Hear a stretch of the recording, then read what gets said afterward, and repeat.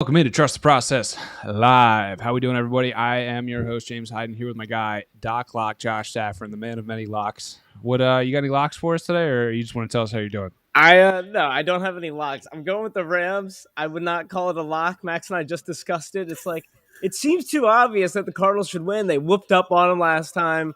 Ramsey and Higbee out with COVID, so of course the Rams are just going to win this game. It just seems too easy for the Cardinals, and I don't believe they can sweep them. NFC West, Wild West.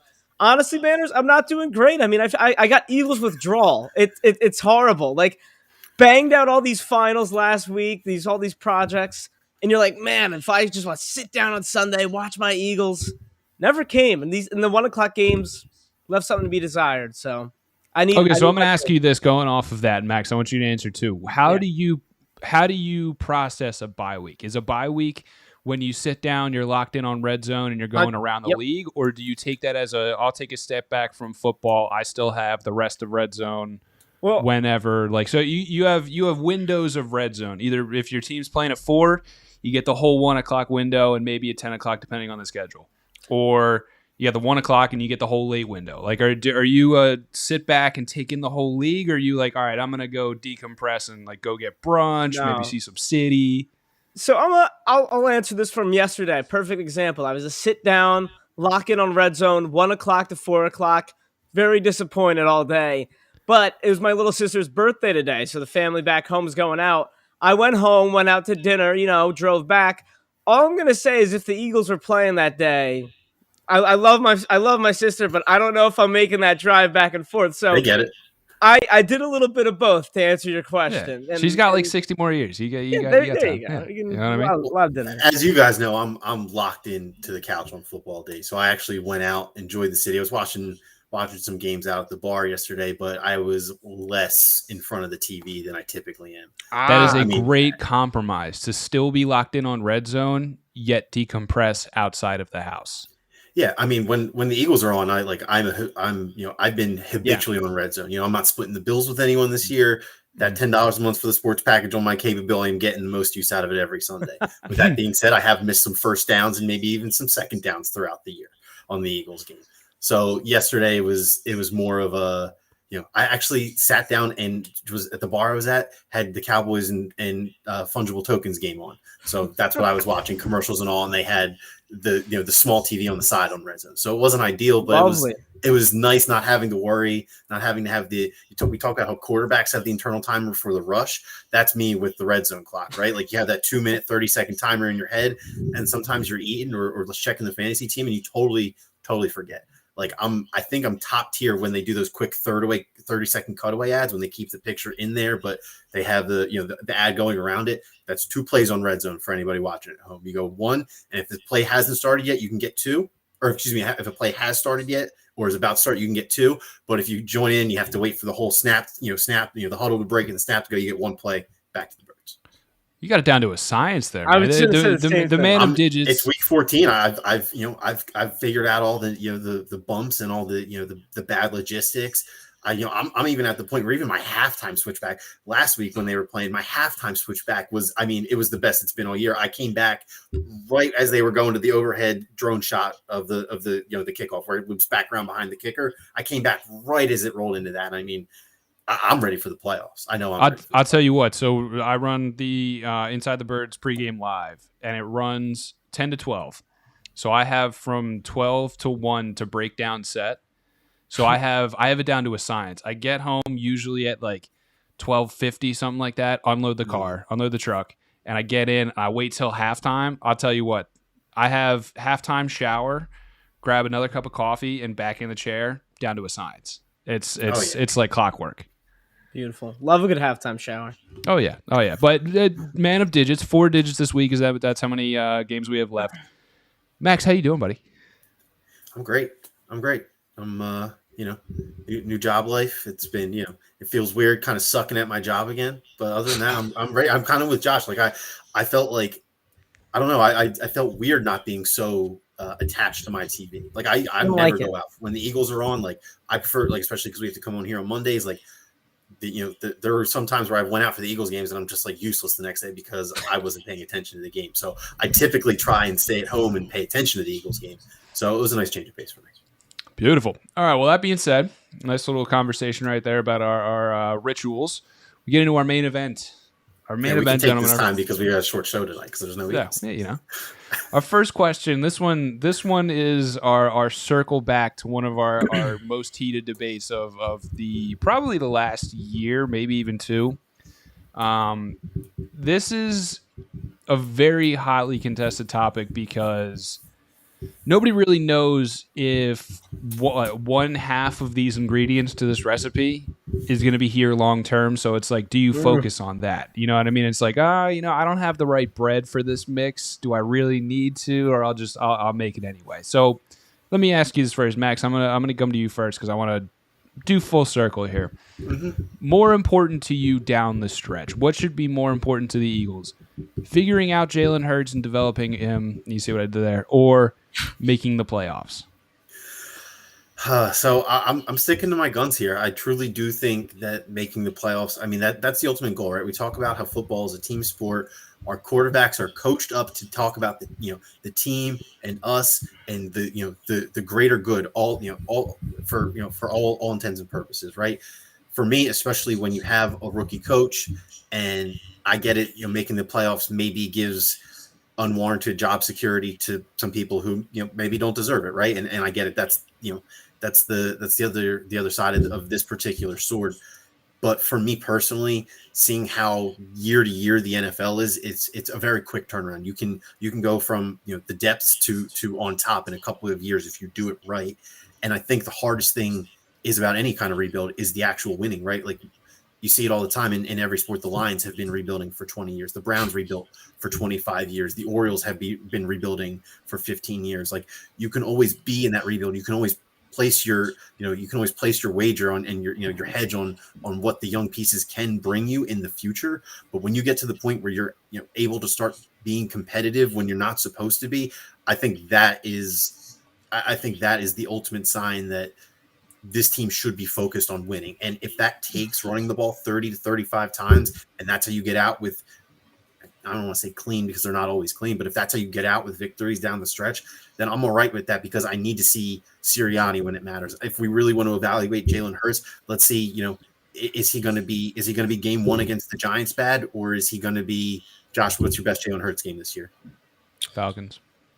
Yeah, I mean, is he going to be game one against the Giants bad in the playoffs, or is he going to be week one against the Falcons good? Like, we'll magnify anything we get out of that playoff game to the extent where I don't think the last 4 weeks of this season needs to be prioritized for him and for his well-being over the team. Because when we get to a playoff game, everything that he does right and everything he does wrong is going to be very, very magnified. And I think that establishing a winning culture should always be the priority of any rebuild, right? Like, I don't want to get too far off the rails here, but we're 14 weeks into the season, and Dan Campbell is getting infinitely more praise than Urban Meyer, for example. Urban Meyer has a win or two more than him, right? But that locker room has been in shambles since the middle of October. Nobody buys in. Nobody wants to be there. The dude benches his star running back. He lies through his teeth. He calls his assistant coaches bums and losers and all that stuff, right? Thank God we're not the fucking Jaguars now that I'm saying this all out loud. But trying to reel it back in here is that the Lions, Dan Campbell has a leash because he's building a culture, right? Like, they're not winning shit, and that locker room is coming together. We talk about this all the time. The quickest way to fix anything is winning, right? And if the Eagles keep winning with this current formula, do I think that this current iteration of the team is going to win a Super Bowl? No, but you have to build the pieces around it. The quarterback doesn't just take you there. Like, it just doesn't. It can elevate you. It can get you to playoff level by himself, but no, look at Peyton Manning in Indianapolis in the the mid 2000s, in our golden age of growing up and watching football. The Colts every year were a great quarterback, a great offense, but they weren't a great team, and they never were able to win Super Bowls until they finally put together a great team.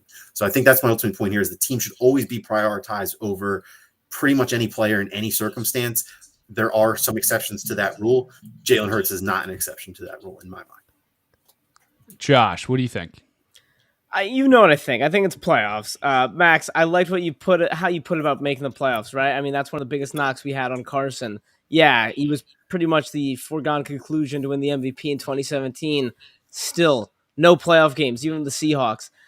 One Jalen Hurts game in the playoffs is worth like 4 regular season games, and I personally want to see it as one of his biggest, people who praise him. I want to see what he's like when it matters the most. But here's the reason why I think the playoffs are more important. The biggest thing is I feel like this is a good enough sample size. Like, do you want more? Absolutely. This is a good enough sample size to know Jalen Hurts' floor in my mind. And if your floor is, I'll call it 6 and 7. If you want to take away a game for Gardner Minshew, sure. If this offense is Jalen Hurts' floor, well, then sign me up for that. Like, I can go another year without that, because I don't think Aaron Rodgers or Russell Wilson are realistically walking through this door. And listen, we've been a dead horse here. This QB draft class really doesn't do anything for me. So yeah, I think you got to go for the playoffs. It's fun, right? Can we just admit that as Max and I fans? You want your team to make the playoffs. I just don't think there's anything bad about making the playoffs. And the third reason, I guess, would just be the draft picks. It's not like you have to be so worried about like where you're going to move for the future. They're set up for the future. On offense, at least. For defense, great draft. Give me defense. Offensively, this draft sucks. So I think that's Max. I don't disagree wholeheartedly with what you're saying. It's just, to me, and Josh, you know what? I'll go to your point first. Yeah. The floor. I'm not like Jalen Hurts' floor is a 6 and 7 team who often weeks can't throw a deep ball well and doesn't throw any of the routes you want to see from an experienced thrower. I'm like, to me, I'm not sure with saying okay that that's an okay floor. So I have to prioritize development, because like the rebuild, sure, a quarterback is what you want to end up with, but Max, you're right. You're right about the Colts. For a long time, Peyton Manning was just Peyton Manninging, and the rest of the defense was pretty much just Bob Sanders and Dwight Freeney just laying people out. Make a play, and if not, we're gonna have to go into shootout. Darius Slay's on the wrong side of 30. Fletcher Cox, we've had our issues with Fletcher Cox for a while. Like, this draft, to me, you need to load up on defense. Yeah, I completely agree, Banners. Right. So it's to me, it's prioritizing your position to build the team around him and find out what he is, because right now you still don't know. Right now, his floor, Jalen Hurts' floor, isn't even clear. And if you're going to call it clear, you can't be okay with the floor that has been set, because everybody wants to call him a quote unquote winner. This team doesn't have a winning record. So you can't call him a winner because he won in college. Those things don't translate. He is not a winner. So we take, and Max, your parallel to Jaguars is completely right. Trevor Lawrence, if anything, has regressed. He's an exception. He's an exception to the rule. Like that's. I think the Jaguars made a horrible mistake thinking the Urban Meyer experiment was going to go correctly. Correct. I think when you're in the situation where your franchise has been minus one miracle year for the last decade, has been literally the bottom of the barrel for the NFL. When you have the prince that was promised, right? I mean, Trevor Lawrence was the number one NFL prospect since he was 16. Banners, like those are the kind of guys you can make exceptions to the rule for. Jalen Hurts, love Jalen Hurts. I've harped on this a lot. Like, Jalen Hurts went to a great school, but he wasn't able to be the starter for his superstar college team throughout the season. And I get it. It's Alabama. It's a different beast than most other places. But to me, like for me, I've just always had this, whatever you want to call it. Maybe it's just a bias, I guess, is the easiest word for it. But in my mind, the level of competition in college, like, it's lower than the NFL, right? Like he showed issues with throwing the ball at points in college. And, that's why I had all these reservations about him, when the Eagles, initially drafted him, regardless of the state of the pick. Let me pose you the question this way. Are you less concerned about Jalen Hurts' development? Because if you make the playoffs, that means you have a stronger foundation for the next QB. You already have moved on. Well, no, I think that's part of it, and I mean, you guys have both touched on this, but it is, I think, a big factor in this is the the seeming lack of potential other options at QB next year, right? Yeah, yes. I think that at this point, it is probably pretty naive to expect one of the the superstar QBs to end up in midnight green next year. Well, even if they did, the team isn't prepared. I agree. Yeah, I agree. I mean, they're probably not, and I think that's what factors into this, right? Like, I think that if we had someone like Russell Wilson or Aaron Rodgers, like those are the two guys that we're going to keep using here as examples. Do I think that we would win the Super Bowl? No, but do I think that we would probably be in a much more power struggle with Dallas for the actual NFC East title? I absolutely do. I think that an upgraded quarterback would definitely make this team over 500, and I think we would be. I think if this Eagles team had Rodgers or Russell Wilson at quarterback in some crazy hypothetical world, there would be one wild card spot up for grabs. There would not be this weird 6 and 7 6-place shuffle for the last two spots. The Eagles would comfortably be in a wild card or leading their division, and the Cowboys would therefore be in a wild card. I'm not going to get too far down the hypotheticals here. Right. What I want to just kind of finish on is that I think that the biggest reason you can prioritize playoffs is the fact that there's like, what else are you going to do? Like, are you going to? I completely agree. And I think you need to change your philosophy. Like Gannon, I don't know what to say about the defense at this point, because like he's shown some flashes of bringing his foundation to this defense, but also gotten away from it. I'm gonna focus more on the offense, because that's kind of where this that's kind of where this conversation's heading. I don't know. I just don't see, like, all right, so we found a winning formula with running the ball 30 times in a game. That got you to 6 and 7. Correct. So I don't know that pounding your head against a brick wall just for the sake of getting those wins and hovering around a 500. If you end up on the better side of 500, that's fine. You still might not make the playoffs. I don't know if bashing your head into a brick wall by running the ball down your throat with a guy like Jordan Howard, when he gets back, he's going to get touches.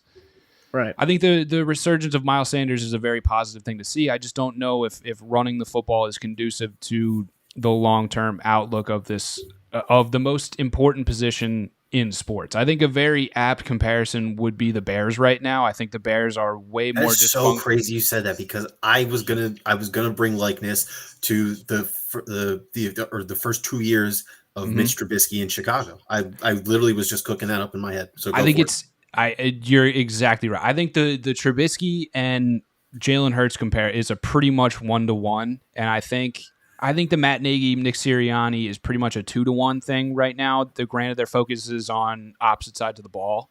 Or no, they're both offensive minds. I mean, with the way Matt Nagy coaches, I think it's a little disingenuous to compare Sirianni. With the way Matt Nagy is coached, you can so forgive me for forgetting he's an offensive mind. So it's trust me, he doesn't show it. Yeah, I think what I was getting is the Bears are more defensive focused as a team. Eagles are more offensive focused. It's, to me, that's got to be a warrant, like a shot in the dark. Like you're on a boat out in the ocean, you see like a flare coming from like 5 miles away. You got a choice either to head for that flare or just stay away from it because something went wrong over there. Like maybe I don't know if I should head that way. I don't know. Do you take warning signs from the Bear, who's Ryan Pace and Matt Nagy should both be out of a job? I don't know. Where do you guys see that comparison? I'll just go first. I don't like it. I'll just go first real quick, just because I think that it's mostly an apt comparison, but I think that there is something that needs to be said for kind of the QB and coach timeline that both of those teams, or that the Eagles are on compared to the Bears were on. I mean, the Bears had an electric defense, and they just kind of needed. Oh yeah. Yeah, they just needed. Bears are a better they needed team. A quarterback, right? But that's what I'm saying. But like in these situations, like the Bears you're referring to were a better team, and I think like they were bailed out. I mean, like Nagy and Pace bailed out, and Trubisky bailed out by like a better team all around them. Eagles, on the other hand, you guys are saying like 6 wins this year, and like they're playing better than I think we thought the talent was on the roster. Like, you get what I'm saying? Like, I think Sirianni and Hurts deserve a little bit of credit in this comparison. I'm not like going crazy, like, they're the best. Are they though? Worst.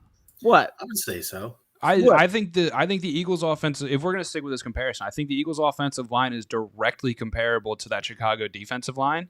And then if you really want to make comparisons, either Devontae Smith is a pedigreed first round wide receiver.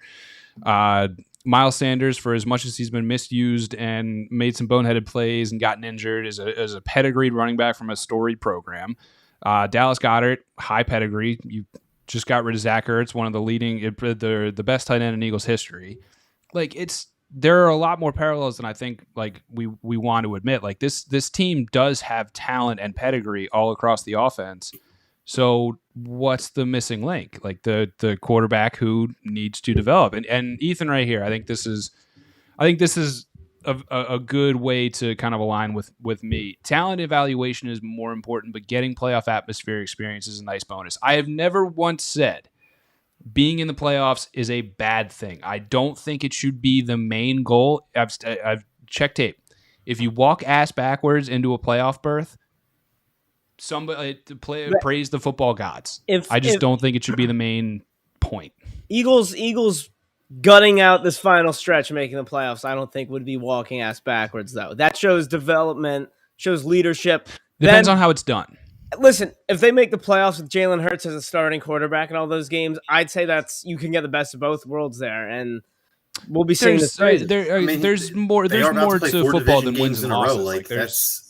There's context. Raw stats are always going to let you down without context. Like if Jalen Hurts goes two for 15 with 82 yards and a rushing touchdown, and Miles Sanders does it all, that's not development. No, I mean, look, and people won't make excuses. If you go 2 for 15 and still win, I mean, people will look over it. But if people watch the games, they watch the games. I think that. Yeah. I don't know. I do think that prioritizing the playoffs it's the right move to make as an organization, right? Like. Just going back to my original point.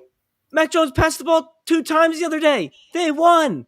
You know what I mean? Sometimes stuff happens. Yes, there are elements. Come on, dude. You know what's wrong with that comparison. No, I don't. I just mean like it doesn't, to me, it doesn't matter. It really doesn't matter to me. Like there's a formula for success here. We've seen it all year. He's on a rookie deal. Like I think that's also another big part. Like he's on a rookie deal. You can build around the whole team. I don't think the Eagles have hit their ceiling yet. Like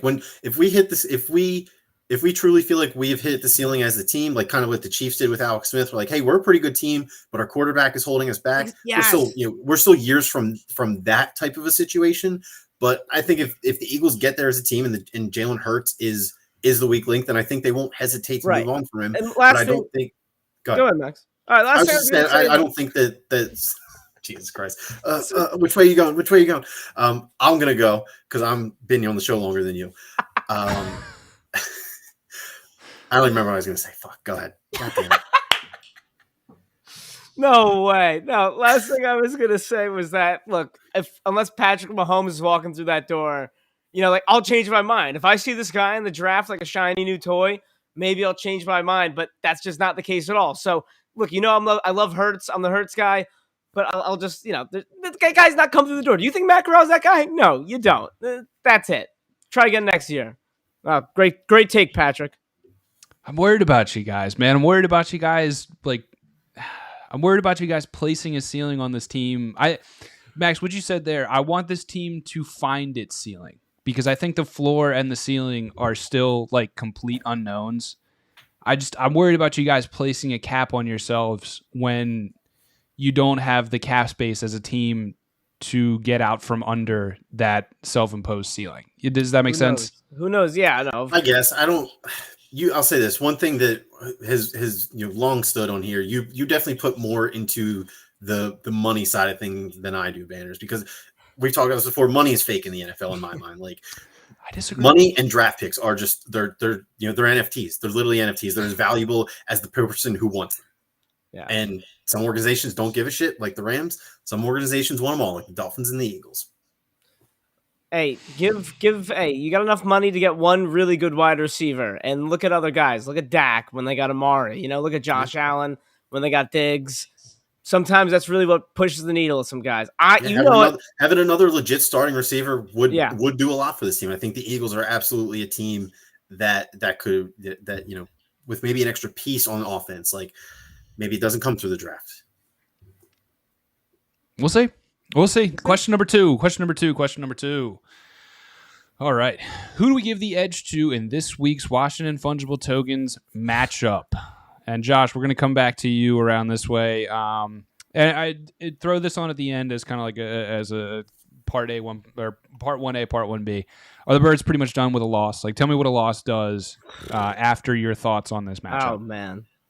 So I'll start with my thoughts. I do not think there will be a loss. I don't think we really have to be. I feel weirdly confident. I hate how confident I am, to be honest with you, because this fungible token team over here, they are banged up. I mean, Kyle Allen looked pretty good. Credit where credit's due. But Taylor Heineke is most likely going to play because he's a tough guy. He's a hungry guy. and he is not going to be anywhere close to 100%. Terry McLaurin got flipped around. He got scrambled a little bit. I'd be shocked to see him play. I mean, I don't know. He didn't come back, did he, Max? No, he didn't. All right, good. Because I try to see an injury report. Then I'll put him out on Mondays, I guess. Anyways, I mean, look, this Washington team, I give him a lot of credit. Ron Rivera, when it started the year, the whole COVID thing about the players not getting vaccines, and it seemed like they really didn't care at all about Ron Rivera having cancer. I thought, like, oh, man, this team's done for. Chase Young, he goes out for the year. I'm like, oh, this team's done for. And they just keep finding ways to really not be done for. Not be done for. Just grit out these wins. I don't know what to think about this Dallas-Washington game. I don't know if that was bad coaching by Mike McCarthy in the second half of really taking your foot off the gas, or just credit to the football team for being so hungry and like never staying out of it. I honestly think it was a little bit more on McCarthy, but Cowboys are so banged up. That's a whole different other thing. I got to go Eagles, and I'm feeling really confident. I think they win. I think they cover. If you want another lock, in my opinion, digits, are we feeling the same way? I'll say this: Kyle Allen at QB certainly makes me optimistic. It's a Heineke's gonna. It sucks trying to do predictions on Monday because there's so much up in the air for injuries and stuff still. Like this is a totally different game if we're talking about Taylor Heineke or at least two of Heineke, J.D. McKissick, and Terry McLaurin active on Sunday, right? If one or zero of those guys plays, like, yeah, give me the Eagles by like 14-20 probably. If it's if it's Heineke and McLaurin, like, I feel a little less great about that considering both of them had really bad games last week, and McLaurin has killed us, and Heineke is he's the coin flip. You get Brett Favre or you get Kyle Allen and Taylor Heineke. Like, not actually Kyle Allen. So I think I will edge it to the Eagles. I think by virtue of being home, I think that's enough. Like, I think home coming off a bye late in the year. I think the fans know that we're going into 4 straight division games. Like, we have limited time to make our mark on the year as fans still, and we have 1 win at home this year. I do think that. I think both quarterbacks will struggle. I think Kyle Allen will struggle mightily if he plays.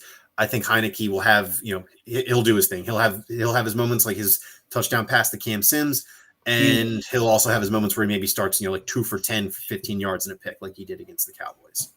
So I'll take the Eagles close with Heineke. I'll take them by double digits if it's not. There we go.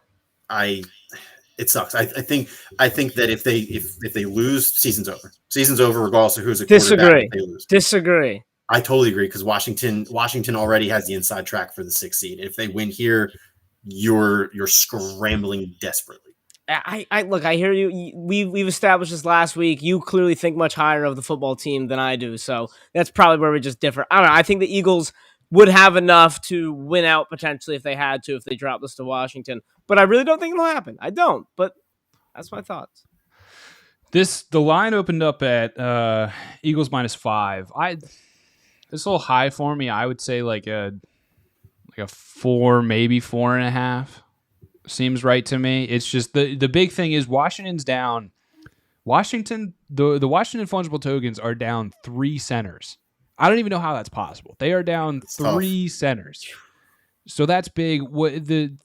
Their offense is pretty much in shambles. I mean, McKissick is definitely the backup to Gibson, but he's a big part of the offense. They play totally different roles is the issue. They alternate weeks. McLaurin out is absolutely huge, and then Heineke, we'll see. He's a gritty guy, but where it really comes is yesterday. I mean, Dak threw 2 picks. Dak probably should have had 5 picks. Like there were about 3 balls that should have been picked off. That pick 6 at the end of the game was weird. Yeah, it was a really weird second half. Like it's Washington got, and that's the point. Washington is gritty enough to get back into it, and that defense, even without the playmakers that they're missing, unreal, is still a gritty team. And I'm like, I don't know how to say this, but like, the Eagles need to run the ball here, which just it gets away from my point where I would like to drive the nail home for the rest of the season for the Eagles philosophy-wise. But they need to run the ball here because I don't know if Jalen Hurts is good enough of a thrower to not be made to look like Dak Prescott in the second half yesterday.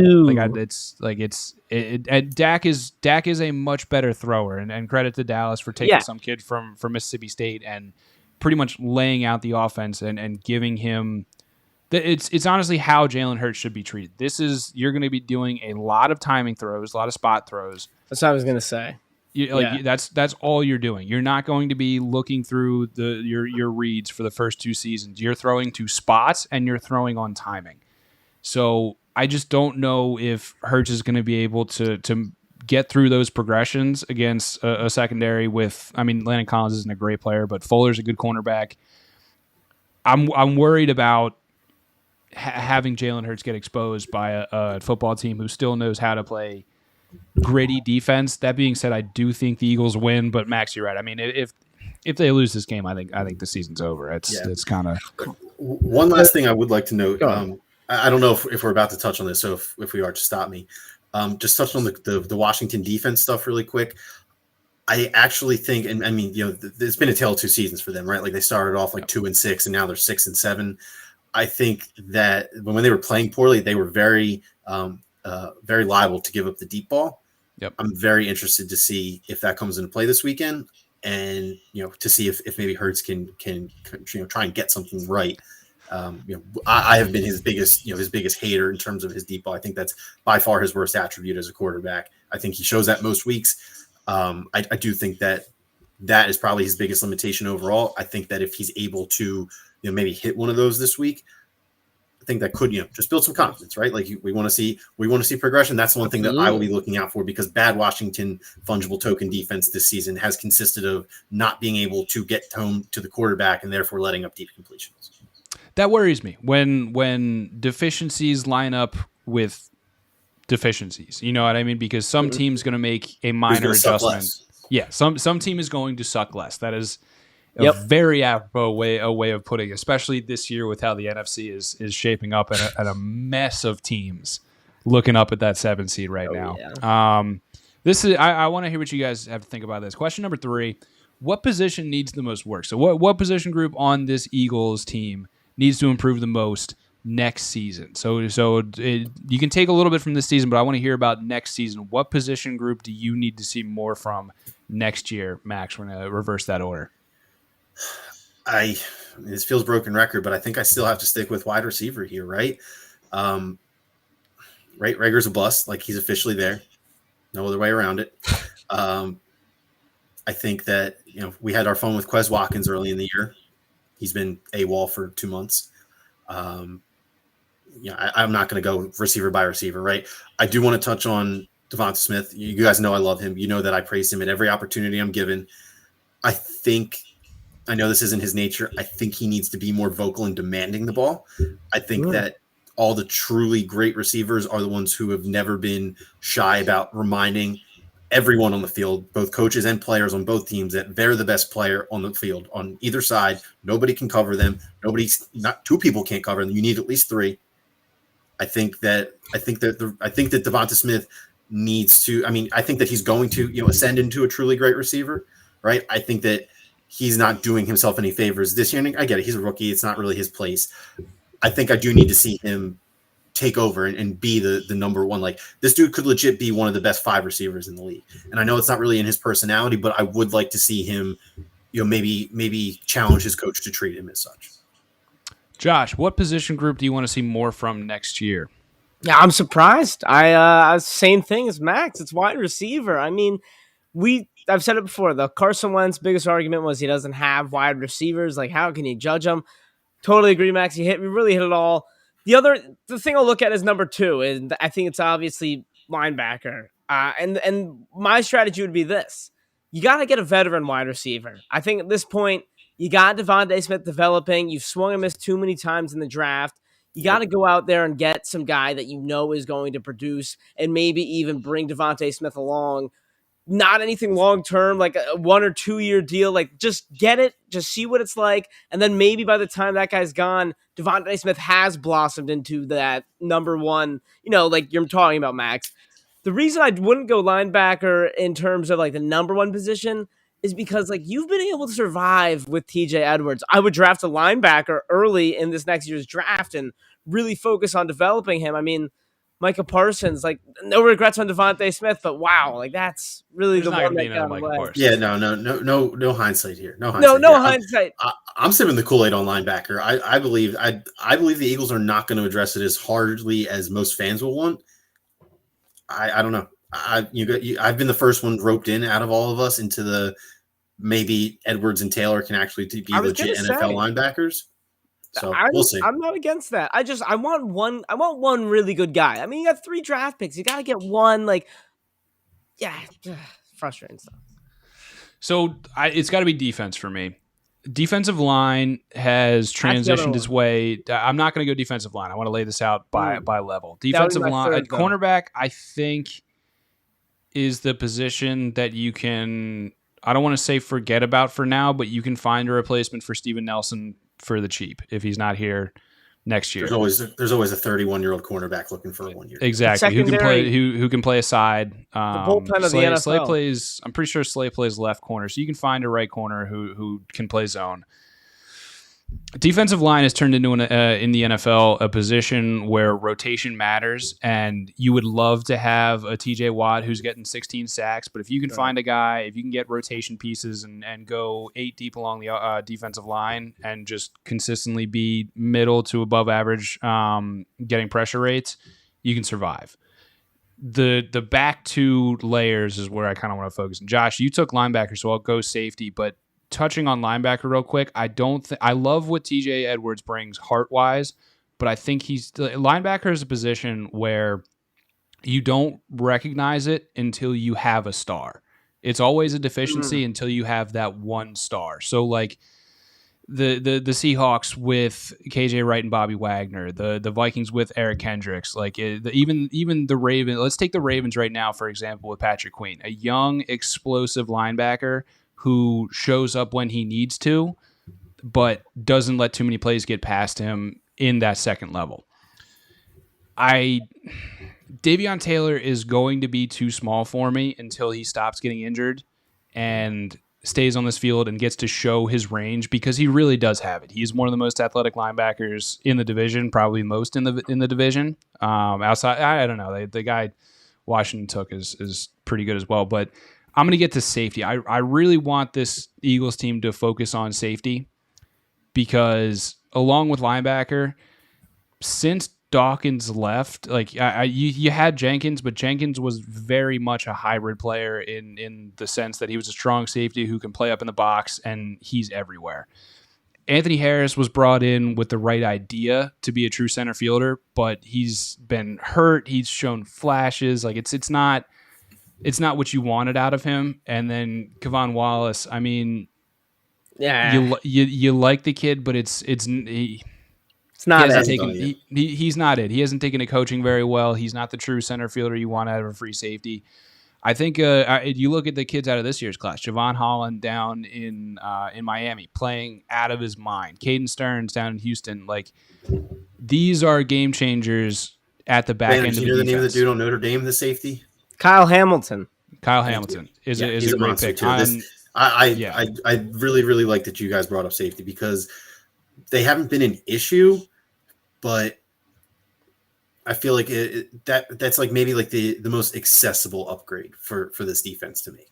Okay, so you know what? Let's pair the two. Linebacker and safety can be net negatives, and you not really realize it until you have a guy to take that position and run with it. So it's and I mean even Andre Sisco out of Syracuse this year. Like this year looking back at it was a pretty really good. Quick. Do you guys hear what happened with him yesterday? The Jaguars thing. So the Jaguars drafted him. Urban got asked, like, how is the development going? And they mentioned him, and he's like, I think he got more snaps. I don't know the numbers in front of me. They're not in front of me. He got 0 snaps yesterday. Yeah, Bourbon Meyer is a little bit off the rails. But I mean, Max, going back to your Kyle Hamilton point, the last time a Notre Dame safety was drafted in the first round, it worked out pretty well. Do we know who that was? Can't say I do. Fringe Hall of Fame player in the NFC North. Harrison, your boy? Yes. That's what I mean by linebacker and safety are positions where if you have that guy that takes that position and runs with it, it changes the defense. So what's our guy here? Linebackers are too small, but so important. Ask Dallas. Yeah, I mean, you can't replicate what Micah Parsons is doing. Dallas has found more success after they stopped using him as a linebacker. Is the crazy thing. Micah Parsons was getting torn up because he was getting ate alive in coverage most of the year, and the Cowboys realized that, and they basically switched him to just a standing up defensive end, and he's just gone berserk in the last 5 to 6 weeks because of that. I look, Micah Parsons is obviously a great player, but I don't think that he would be shining like he is in Dallas.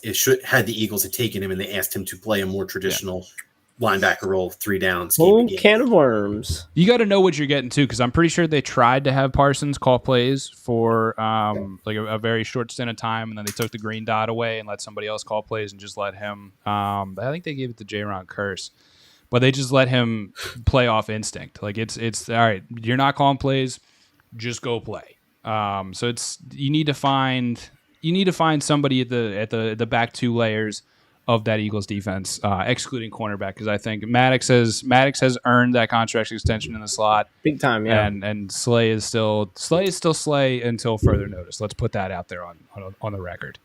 So what we got? Wide receiver, we got linebacker, and we got safety. So we'll see what happens. A lot of avenues to go with. Last question, boys, and we're shifting here. Oh, E.T. No creativity on defense. Interesting. Okay. Yeah. I mean, they have been pretty milquetoast on defense this year. Milquetoast. We've seen a couple games where it's been, maybe some light salt and pepper on your chicken thighs, but nothing too crazy for sure. Jonathan, don't call him John Gannon. Our last question here in the main event, boys. We're going to switch over to the hardcore. Which version of the Sixers are real? Barely built in a G League team, barely beating a G League team versus the Hornets, who were decimated by injuries, or the team that just took care of let's call them the second best team in the NBA right now, in the Golden State Warriors. I don't know. That's Suns team. If we're going by power rankings, we got the Suns at number 1 here. Okay, so Josh, which version of this Sixers team is real to you? Yeah, me and Max, I expressed my concerns to Max last week about this team, and it's not the one that beat the Warriors, because we know the jury's out in the NBA now, and it's that nothing matters until the playoffs. It's starting to feel like Embiid learned that this year, and that game was a game that Embiid clearly was treating like a playoff game, right? Like Matisse said it after the game, how Embiid was like, nah, he's not breaking that record in our building. They really took that game personally. They went all out for that game. Now, I will say this. That game raised my ceiling for this team this season. It did make me feel a little bit better about what they may do down the stretch, or what they can do in the playoffs. I mean, nobody locks up Curry except for TJ McConnell. Sixers love locking up Curry. But I think the Sixers are kind of going to plateau throughout this regular season. I don't think this is a sign of things to come. In fact, I think the Grizzlies might win tonight. I would not be surprised at all. Games in the playoffs, however, different story, but this isn't a game that I was like, oh yeah, they're going to get past the Eastern Conference Finals now. They beat the Warriors. Like, nah, I'm like, I feel a little better about them, but that's pretty much all I'll say. I just don't think, I said it best. They're going to just plateau here for the regular season.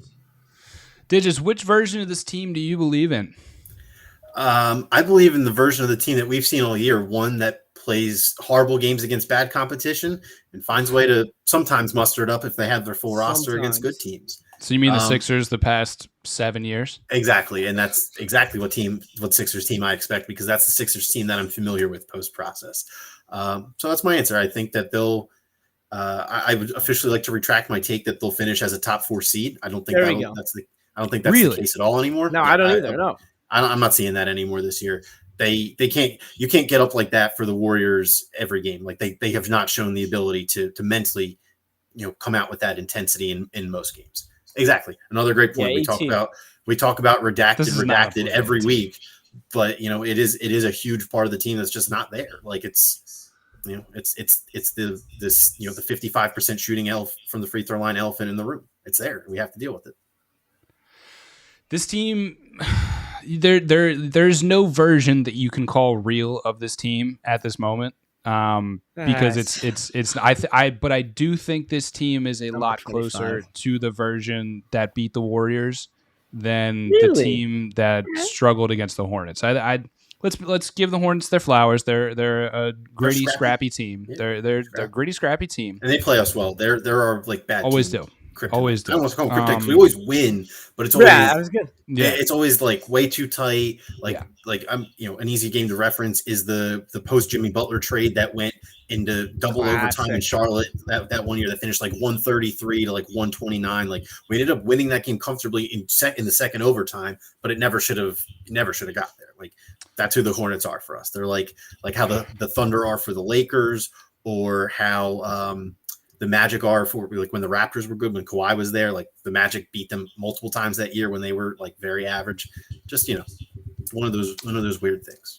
So this is just classic, just haterism, haterade without the Kool-Aid, without the sugar in it. Like Boston is not better than the Sixers team. Cleveland is not better than the Sixers team. Like, come on, brother. Like I love you and all, but Cleveland. I won't agree with Boston quite yet. I don't know if I can agree that the Cleveland Cavaliers are a worse team than the Sixers. Come on, guys. I don't know if I take them in a series. I'm not saying a playoff series. I'm just saying in this moment in time, I think I would, if the Cavaliers were 3-point favorites at home, I would take the Cavaliers. Yeah, okay, me too. We're talking playoffs. Yeah, we're talking playoff series. Then fine. Not ready to make that jump because Max, I agree, man. I'd take the Cavs in the regular season. But I think in a best of three, the Cavaliers would beat the Sixers. I'll be honest. I think if it was 1990s baseball in the first round, I think the Sixers would lose. All right, I'll get back to my point as to why they are closer to the team that beat the Warriors. Is this was the first coaching decision this year from Doc Rivers that I will applaud. To take Danny Green, who is struggling mightily out of your starting lineup, have him come off the bench and play Matisse Thybulle. Danny right now. Matisse's numbers are better than the only thing you would say about Thybulle is his offense. If you could get the attempts up and the numbers would stay the same for percentage, you would love to see that. But that is like, I feel bad for the horse at this point because it's just been beaten to death so much and so often. That's going to be the story until it happens. This was the first major coaching decision, and let's be honest, it wasn't even that major. This is the first one that I can put this on a silver platter, put it in front of you, and go like, hey, like he did this when he had to against the second best. All right, I'll disregard what ESPN says, the best team in the NBA. Like this is something that I can like bring in for show and tell, hang on the whiteboard, and be like, see, Doc he did that right there. Token. It's a fundamental token. Exactly. So. Do I think, like I said at the outset, there isn't a version of this Sixers team that is real. Maybe we get one this week with the trade rumors picking up and steam picking up around the league. Who knows? Probably not, because as we know, we don't get to have nice things here. But as of right now, there is not a team that we can call real. Not a version of this team that we can call real of the Sixers team, but I do think that they are still better than the 6th seed, and I do think they are still better or closer to the version that beat the Warriors. What's Ethan got to say? If the Sixers squad can't get a home playoff series, that's definitely a failure. Yeah, I mean, yes, that's at this point, yes, it is. You brought in Daryl Morey for a reason. Joel Embiid is who he is. He's a top 5 player. If Ben Simmons is still on the Sixers roster by the time the playoffs roll around, I can't agree with that. Well, okay, so that's an important determination. Like, dude, like, are we thinking of is everybody in the camp of this Sixers season is going to end with Ben Simmons not on this roster? No. I mean, every time it seems like something happens, some team immediately refutes it, and then Woj and Shams, lurk back into the shadows until the next time it's ready to report. This time, I'm sure it's the Grizzlies who are going to be like, LOL, we're never giving you Brooks and Jaren Jackson for Ben Simmons. No, thank you. Please go fuck off. And then, rinse and repeat. Maybe they'll give me something on like New Year's weekend that, they're talking to the Pelicans for Josh Hart and what's that? Herbert Jones, the guy who averages 2 steals a game. Herbert Jones. I think this is a very important thing to keep our eyes on when going with the Sixers. Ethan, whether it's a failure on the players or the management hasn't been answered yet. Sure. I would agree. I would say the main culprit as of right now is the coaching. That's my 2 cents. I'm on record here having a couple very spicy takes about Doc Rivers. I don't know. They played at this point. It's still so early, and they played such a significant part of the season. I mean, I don't want to harp on this. I don't want to do the world's against this kind of shit. But the Bulls just got 2 games canceled for COVID protocols on Tuesday and Thursday this week. I'm pretty sure the Sixers had to roll out 7 or 8 people in like the 8th game of the season. Yes, I just would be nice to get some consistency from good old Dr. Evil with glasses. Well, I mean, we saw what happened last year when Mike Scott had to get out of his suit and dress. I don't think we're gonna get that from good old Dave, but this is a good main event right there. Before we get into our week, right? favorite segment of the week at our halftime, I got to tell you about our friends over at PHL Sports Nation. The Union had a tough loss. Well, you can read all about it. We still got a bunch of the season remaining for the Sixers. The Flyers, it was a good weekend, but I think we're all they're win streaking, right? Or did they lose? Did they officially lose some other time? I'll get back to you on that. Either way, you can read all about it on our friends over at PHL Sports Nation, covering all Philadelphia sports across blogs, social media, podcasts, anything in between. Do a great job over there. PHLSportsNation.com, enhancing your Philadelphia sports fan experience. The Flyers are on a 2-game winning streak. There we go. Yeah, that's awesome. Hey, all I'm saying, last time they had a 10-game losing streak, they had a 10-game winning streak in the same season. Look at that. And made the playoffs. Our favorite segment here, boys. Winners and losers. We're going to go around with our losers first, then we'll come back with our winners. Josh, start us off. Your Week 14 NFL loser. I got to do it. It's Urban Meyer. Plain and simple. This was the easy one. This is the obvious one. He's just the worst. He really is the worst. I can't really understand why this was ever a good idea. And if I were the Jaguars, I would have fired him a little while ago. Clearly, Trevor Lawrence. How does a report come out saying the ownership is still behind him? Like, it's ridiculous. And it's like, look, Trevor Lawrence. The Cons own a professional wrestling league. It's all about show. You got to have the names. People won't tune in without the names, Banner. The Rock knows how you feel about pie. Golly. All right, Josh, you're going Urban Meyer and the Jags? Yep. I feel bad for Trevor Lawrence, too. Like, he doesn't look good, but I don't even know anymore. I don't even know about I feel bad for James Robinson. Like, you got. I feel bad for all of them. Yeah. Digits, your Week 14 NFL loser. I mean, I kind of feel bad for picking on him, but I mean, it's got to be the Raiders. You cannot stomp your rival's logo. Okay, I'm going to repeat this slowly. You cannot stomp your rival's logo and then lose by 40. You just can't do it. It's the ultimate sign of disrespect. If you're going to go out there and do something that disrespectful, you can't get manhandled like a bunch of bitches on game day. It's as simple as that. The Raiders are dead. You know, it's been a very tumultuous season for them, so that's why I kind of feel bad like kicking them while they're down. They've dealt with a lot this year. But, I mean, you know, that was the game I expected to watch when they announced a 65-year-old 30-year special teams as their special teams coach, as their new interim head coach. So it's the Raiders. They're dead. I can't double dip, but the Chiefs might conversely be the biggest winners ever. Whenever they play the Raiders, they put up 40+, and they always seem to fix whatever is ailing them. So a little double dip for you on the loser. It's Vegas. This is a tough week, gentlemen. There is a lot of losers to go around. Bad week. I have a suggestion for you, Banners, but it's not. It's it's a little thin. It's a little thin. I might go Bengals here. I think I'm going to go Bengals here, just because you had so much on the line, and Zach Taylor coming from the Sean McVay tree, along with the LaFleurs of the world, and Brian Callahan as like an up and coming offensive coordinator. Like the offense has looked just like not like inept, but it's just like, wow, this Bengals team has so much talent on offense. Why can they not put it together? Like, it seems like you just did like a 1,000-piece jigsaw puzzle, and you're missing like the 4 corners and like the middle, like the very middle piece. It's just like, dude, like you're right there, but you just can't seem to do it. Like why? It's because I feel like the Bengals are kind of like one of the NFL darlings right now, just because of the young talent and the likable young talent.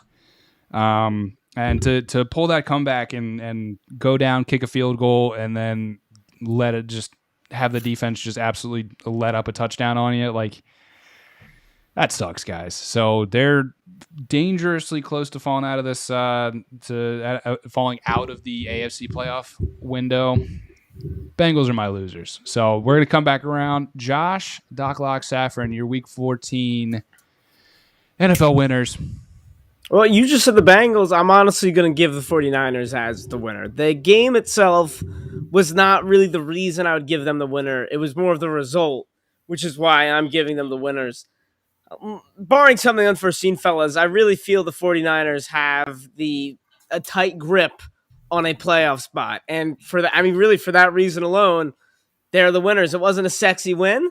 It was a win that was much closer than it should have been based on the way that game went, but got to give them credit. They have separated themselves a little from this weird middling pack of mush in the NFC.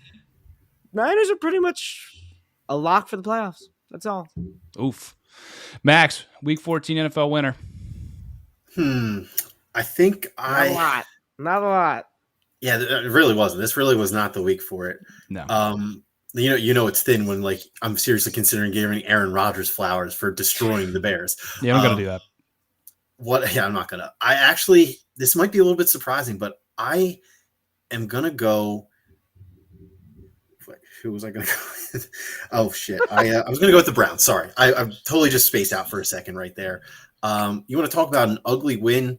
The Browns. I should say the Browns defense, because the Browns defense showed up yesterday. They were absolutely dominant. They had 5 or 6 sacks, a touchdown, huge stops throughout the game. They kind of took their foot off the gas, second half when Lamar went down with the injury, but they were playing absolutely lights out.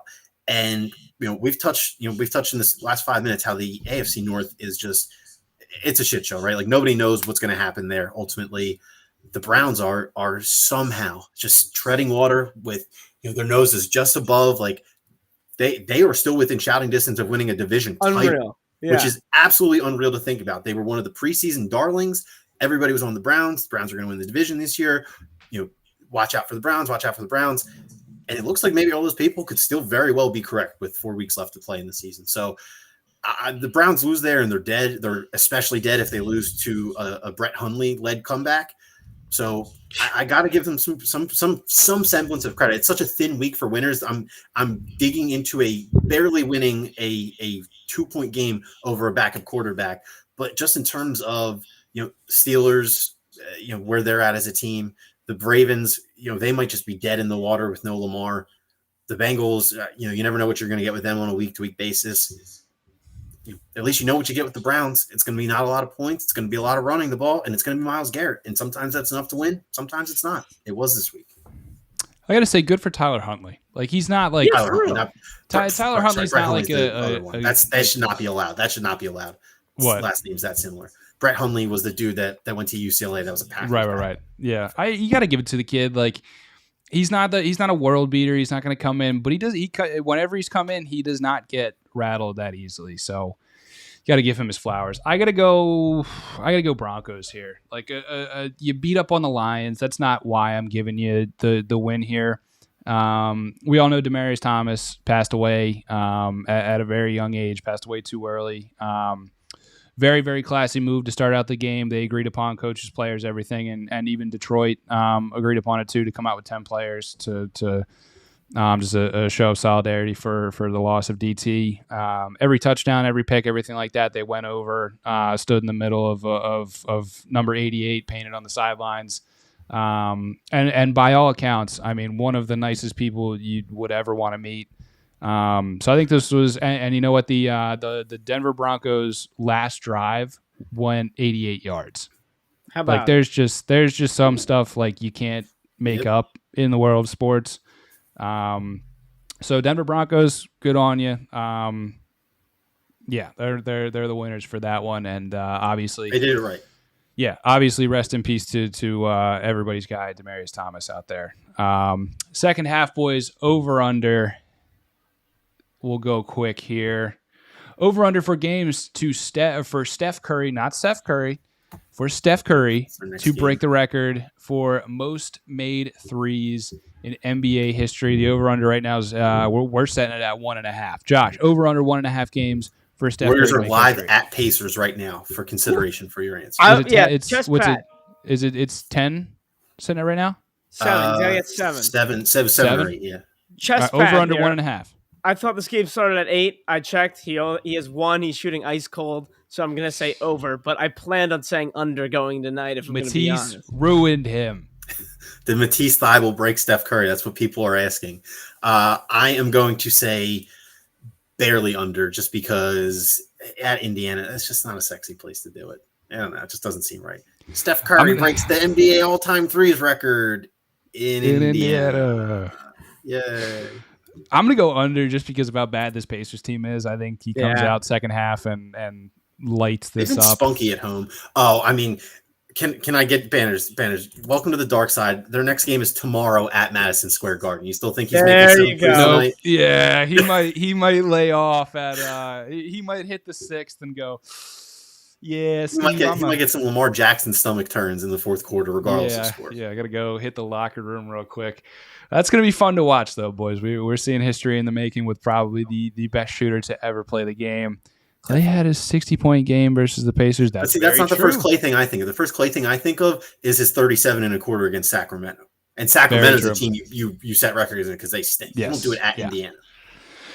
Next over-under win total on the last NFC wildcard team, 8.5. So we've got a bunch. Let's see. The Niners are sitting at 7-6 right now, and then you have 4 teams sitting at 6 and 7 right now. So Washington, Eagles, Saints, Minnesota, Falcons, and Falcons. Minnesota. So yeah, 5.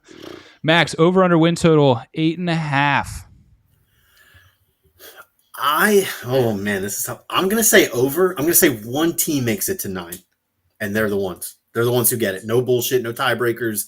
They're going to be, they're going to be the one who has the pleasure of going to either Tampa Bay or Green Bay or Arizona in wildcard weekend. I completely agree. With Max. The reason I put this question in was that's a good question, honestly. When you look at the schedules of all the teams, there's a great chance that there's going to be 3 or 4 teams. Like, there's a good chance you could have a bunch of 8 and 9 teams. Is what I'm saying. I'm going to go over. I think one team gets to I'm going to do this. I think one team gets to 10 wins you think out of that group, you think one of them runs it? I think a team gets to 10 wins, but I think they get the 7 seed based on conference record. I'm not going to lay out that scenario because I don't want to speak it into existence right now, and I think we'll see how it works out. Would that require what I think it might? If Are you talking about your team being the team that ultimately makes? Oh, okay. Nope. Okay, because if that's not the case, I thought you were saying what would have to shake out for the Vikings to end up as the 7th seed with that many wins would be at Green Bay round 1.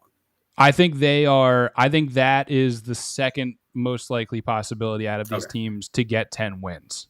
I'm not saying the second most likely to happen. I'm going to say if a team gets the 7 seed with 10 wins, I think that's the second most likely scenario. I'm not going to lay out the first because I may or may not have a futures bet riding on it, and I'm jinxing myself. Absolutely. Our last over-under here, boys. Over-under rings for the GOAT of all GOATs, the greatest, some may say the greatest athlete to ever play professional sports. Over-under rings for Tom Brady, 7.5, Josh. I hate to say it. I think he gets another one. I really do. I don't know what you hate to say. This is the easiest over you've ever presented me on this show, Josh. Really. This is not this dude's last year. This dude's playing at least 3 more years. At least 3 more years. You're insane if you're betting against that. Yeah. I think that's a resounding over. He'll have an all-star talent. He'll have all-star cast around him, whether Tampa Bay lets him go somewhere else before he ultimately calls it quit or not. Like, he will have a loaded team around him. Yeah, this is a resounding. I mean, dude, Tom Brady has run for first downs more this season than he's run total in the past 6 years. Like, this man wants to win more. He wants to just shove it down people's throats. He is literally Benjamin. I think we need to stop referring to it as Benjamin buttoning, like that. The fake process of reverse aging. Like, I'm ready to officially start calling it like that dude got Tom Brady syndrome, where he's 50 and looks 20. Like, Yeah. he literally looks younger than he did in both the 07 and the 2011 Super Bowls. It's kind of off-putting at times. Like, that's at this point, that's maybe my least favorite thing about Brady is how he doesn't look anywhere near his age. Dude, he drinks the blood and tears of his enemies. Like, it makes him younger. He ages like a $700 bottle of wine. Like, it's something else. This is the easiest over-under we've ever had on this show. But gentlemen, let's tap it out and get out of here. Anybody want to go, or I can kick it off? Go ahead. I had some. This is what's now come out about the NBA fining Kevin Durant $25,000 for retorting to a fan simply because the fan put it out on TikTok is one of the most and we praise the NBA on this show for being the most put together league out of the four major professional sports. That doesn't mean you don't have major red flags. Like there's in the dating world, there's a girl that sticks out to you that has major red flags that can't be ignored as well. Like Dave, my guy. This was one of the worst decisions you could have made. You are now telling the degenerates of the world and everybody who wants to pay money to come to a sports game that they can now, with impunity, say whatever they want to these athletes with some margin of, with some kind of thin-veiled, like, I don't even know the word. Like, this is just so ridiculous. Like, there's some limits. Like, obviously there are some things that you cannot say to another person, and we've seen things like Utah and the Sixers.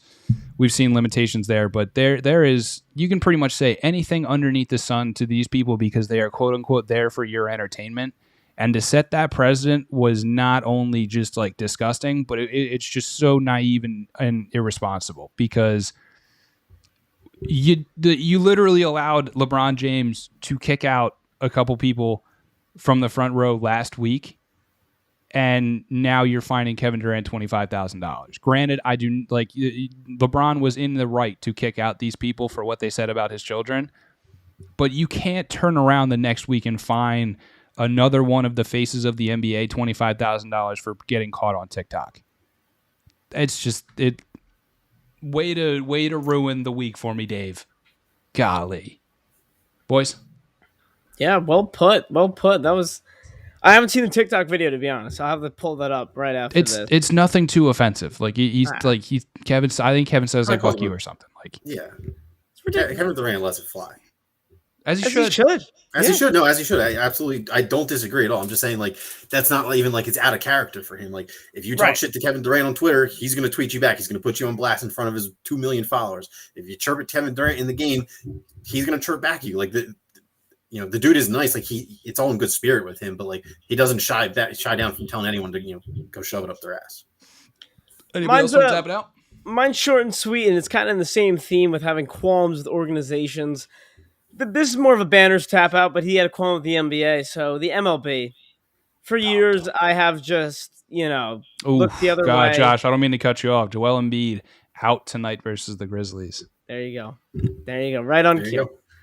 The MLB, for years I've turned the blind eye and said, listen, I love baseball. I'll watch it. And not that I won't watch it. It's just this time around, it's like, there's no coming back for you. There's I can't care. You are a peg below the other sports officially, and I just don't care. You keep doing your lockout. I'm done. Like, come back. It's nice. I'll watch. I guess it's not the same. U.S. is hosting the World Cup in 2026. Josh, enjoy it being number 3 while it lasts. Official. There you go. Golly, they don't have steroids to say. Like, if you want to take steroids for my enjoyment, please, by all means, take steroids and crank balls 500 feet. That'll save baseball. Max, do you got to tap out? Yeah, it's pretty easy. I am not caught up on this show fully, but Succession Season 3 ended last night. I'm through Season 1. It's incredible. I love it. I will most certainly be caught up to live by the time the next season comes out in 2047, knowing HBO. But in case you kind of some of the hype has filtered into your timelines or into your ears at work or anything like that, and you're not really sure what the deal is, here's your sign to go start Succession. It's pretty damn good. If you need a new show as well, and you do have Paramount Plus, Jeremy Renner's new show, Mayor of Kingstown, also a very good watch. So if you have that, check that out as well. That's going to be it for us here on Trust the Process Live. We'll catch you next week, Philly, same time, same place. If you missed us live, you can always catch us in podcast forms wherever you get your podcasts, Anchor, Spotify, Apple, anywhere in between. If you find a place where not, you just let us know, and we will get there. It's been a pleasure, everyone. We'll see you next week. Hey, Everett Terry, Mayor of Kingstown. You check it out. All right. I'll add it. We'll see you next week, everybody. We are brought to you by My New Philly, where something's always new. And everything's always Philly. Have a good one, Philly.